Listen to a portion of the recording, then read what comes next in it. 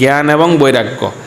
জ্ঞান এবং বৈরাগ্যযুক্ত ভক্তি না হলে ভক্তির পূর্ণাঙ্গতা থাকবে না। ভক্তি আমাদের সবার মধ্যে আছে, ভক্তি নেই কারোর কাছে, ভক্তিটা সবার কাছে আছে, কিন্তু জ্ঞান এবং বৈরাগ্যযুক্ত ভক্তি সবার মধ্যে নাই। ভক্তিটা সবার মধ্যে, ভগবানের সামনে আসলে সবাই আমরা হাত জোর করি না? করি তো।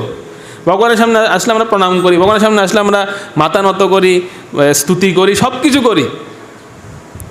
কিন্তু যদি প্রপারলি বলা হয় যে এটা জ্ঞান এবং বৈরাগ্যযুক্ত কিনা, কীরকম জ্ঞান মানে কীরকম জ্ঞান?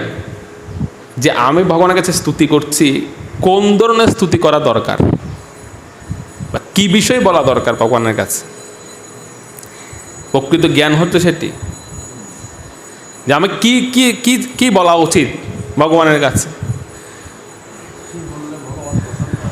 কোনটা ভগবানের প্রসন্নতা বিধান করে, কোন বিষয়টা উনার প্রসন্নতা, আমাদের নয়। কিন্তু আমরা সেটাই বলি যেটাতে আমরা প্রসন্ন হই। এর প্রকৃত জ্ঞানযুক্ত কি নয় সেটি, প্রকৃত জ্ঞানযুক্ত ভক্তি নয়, বাসনাযুক্ত ভক্তি।